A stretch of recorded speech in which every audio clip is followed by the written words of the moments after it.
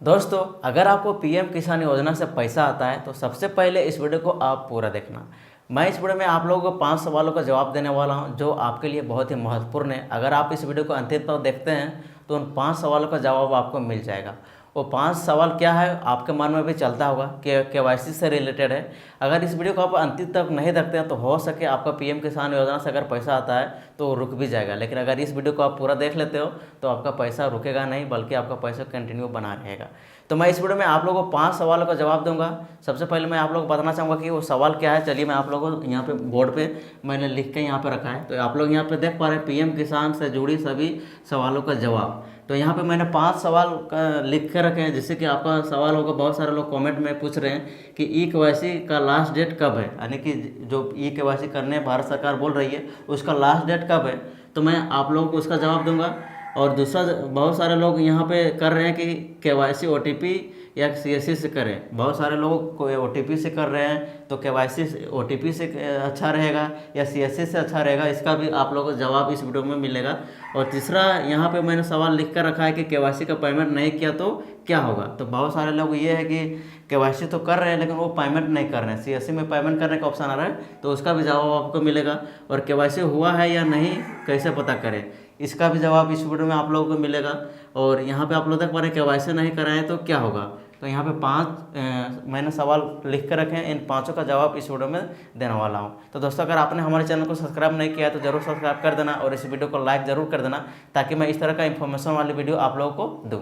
तो दोस्तों, कई सारे लोग कमेंट में ये पूछ रहे हैं कि ई केवाईसी करने का लास्ट डेट कब है। तो मैंने यहाँ पे पहला सवाल लिख भी रखा है कि यहाँ पे देख पा रहे ई केवाईसी का लास्ट डेट जाने।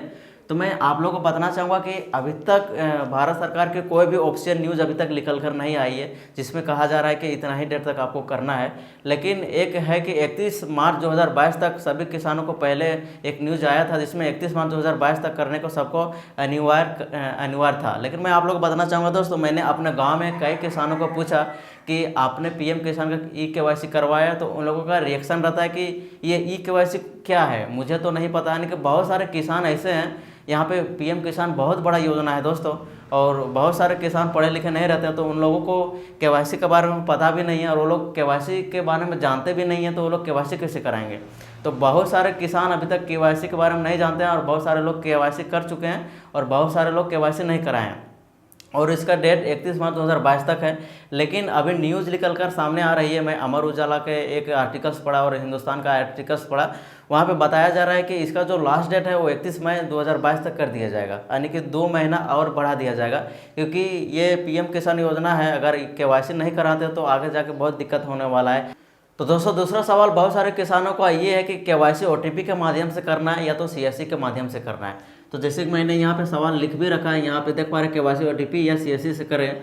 तो इसका जवाब ये है दोस्तों कि अगर आपके आधार में आपका मोबाइल नंबर लिंक है तो आप उसे आसानी से ओटीपी के माध्यम से कर सकते हैं। लेकिन बहुत सारे किसानों को आधार में मोबाइल नंबर लिंक नहीं है, उनका केवाईसी ओटीपी के माध्यम से नहीं हो पा रहा है, उसको सीएससी सेंटर जाना पड़ रहा है। और सीएससी सेंटर जा रहे हैं, वहाँ पे वो लोग केवाईसी कर रहे हैं तो वहाँ पर भी कुछ एरर आ जा रहा है, और ओटीपी के माध्यम से कर रहे हैं तो वहाँ पर भी बहुत सारे किसानों को यानी कि एरर आ रहा है। तो दोस्तों, ये किसानों को तो गलती नहीं है, ये तो खुद भारत सरकार का गलती है, क्योंकि उसके वेबसाइट जो है उसका सर्वर बहुत प्रॉब्लम रहता है, कभी खुलता ही नहीं है, कभी लेट से ओपन होता है, कभी कोई ना कोई रिकॉर्ड नोट फोन का ऑप्शन आ जाता है। यानी कि बहुत सारे ऐसे एरर देखने को, आपको बग देखने को मिलता है। और बहुत सारे लोग किसान जो जानते भी हैं और वो केवाईसी करने भी जा रहे हैं, लेकिन केवाईसी नहीं हो पा रहा है। लेकिन अगर आपके आधार में मोबाइल नंबर लिंक है तो बहुत सारे लोग ट्राई करते रहते हैं, तो उन लोगों का केवाईसी आसानी से हो जा रहा है। अब बात करते हैं कि आपको केवाईसी ओटीपी के माध्यम से करना है या तो सीएससी सेंटर से करना है। तो इसका जवाब है दोस्तों, आप जो भी माध्यम आपके द्वारा हो सके आप उसके माध्यम से कर सकते हैं। अगर आपके आधार में आपका मोबाइल नंबर है तो आप सिंपल अपने से खुद से कर सकते हैं। पीएम किसान का जो ऑफिशियल वेबसाइट है वहाँ पर जाके आप, वहाँ पे आपको केवाईसी का ऑप्शन मिलेगा, वहाँ पे जाइए और आसानी से आप केवाईसी कर सकते हैं, बिल्कुल आसानी से।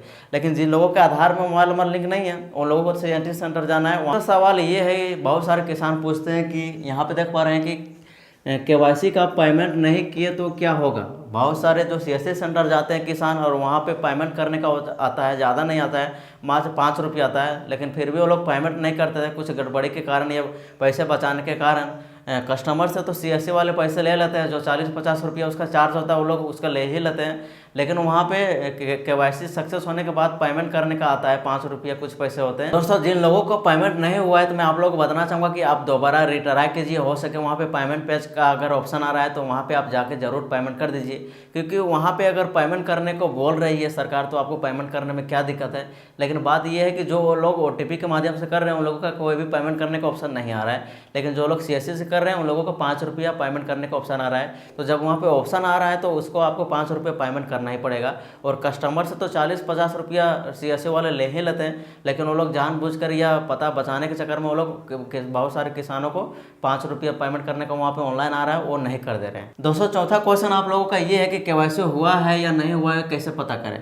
तो इसका जवाब ये है दोस्तों, आप अपने जो PM किसान का ऑफिशियल वेबसाइट है वहाँ पे आपको जाना है। वहाँ पे जाने के बाद आपको उसी तरह आपको करना है। वहाँ पे आपको देख पा रहे फार्मर कॉर्नर का ऑप्शन मिलेगा, वहाँ पे आपको आधार नंबर आपका डालना है। उसके आधार में आपको मोबाइल में OTP जाएगा, उस पर OTP डाल दीजिएगा। उसके बाद अगर वहाँ पे ऑलरेडी बताया जा रहा है, ऑलरेडी KYC सक्सेसफुली बताया जा रहा है, इसका मतलब ये है कि आपको कुछ भी करने की ज़रूरत नहीं है। आप पेमेंट करें या ना करें उससे आपको कोई मतलब नहीं है, क्योंकि अगर आपने आधार के थ्रू से अगर आपने सक्सेसफुल आपका लिखा हुआ है और फिर से आप दोबारा करने जा रहे हो और वहाँ पे आपको ऑलरेडी बता रहा है, मतलब कि आपका 100% KYC हो चुका है, आपको कोई भी टेंशन लेने की ज़रूरत नहीं है। आप पेमेंट किए या ना किए, अगर आप पेमेंट नहीं किए तो ये आपकी गलती नहीं है, क्योंकि वहाँ पे ऑप्शन ही नहीं दे रहा है तो आप कहाँ से पेमेंट करेंगे। अगर वो ऑप्शन देता तो आप पेमेंट जरूर कर देते, लेकिन ये खुद भारत सरकार की गलती है, गवर्नमेंट की गलती है। यहाँ पे बहुत सारे वेबसाइट में एरर आ रहा है, बहुत सारे लोगों का ऑप्शन खुल के नहीं आ रहा है। तो अगर आपका ऑलरेडी रजिस्टर बता रहा है तो इसका मतलब ये है कि आपका सक्सेसफुल KYC हो चुका है।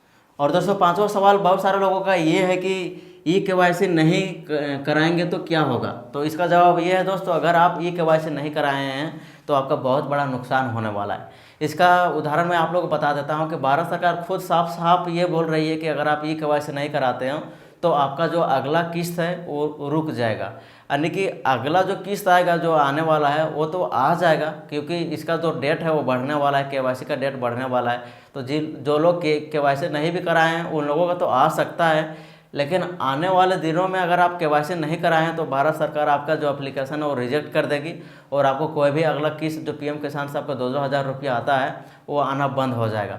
तो अगर अभी तक आपने KYC नहीं कराया है तो आपको मेरे चैनल पर वीडियो मिल भी जाएगा, बहुत ही आसान है। आपको PM किसान के ऑफिशियल वेबसाइट पर जाना है, गूगल पे आपको लिखना है PM किसान और PM किसान का आपको ऑप्शन दिखाई पड़ेगा, उस पर आप क्लिक कीजिएगा।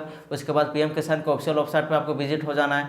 विजिट होने के बाद वहाँ पे आपको फार्मर कॉर्नर का ऑप्शन दिखाई पड़ेगा। उसके बाद यहाँ पे आपको KYC का ऑप्शन दिखाई पड़ेगा, तो आपको सिंपल KYC के बटन पे क्लिक करना है और वहाँ पे आपको अपना आधार नंबर डालना है। आपके आधार में OTP जाएगा तो उस OTP को डाल दीजिएगा और आपका KYC हो जाएगा। और जिन लोगों के आधार में नहीं है वो लोगों को नज़दीकी CSC सेंटर में जाना है और वहाँ पर जाके आप लोगों को साफ साफ बोलना है कि वहाँ पे अगर पेमेंट का ऑप्शन आ रहा है CSC वालों का तो आपको 5 रुपया वहाँ पे पेमेंट कर देना है और उन लोगों को आपका जो भी 30 रुपया 40 रुपये चार्ज है वो दे देना है।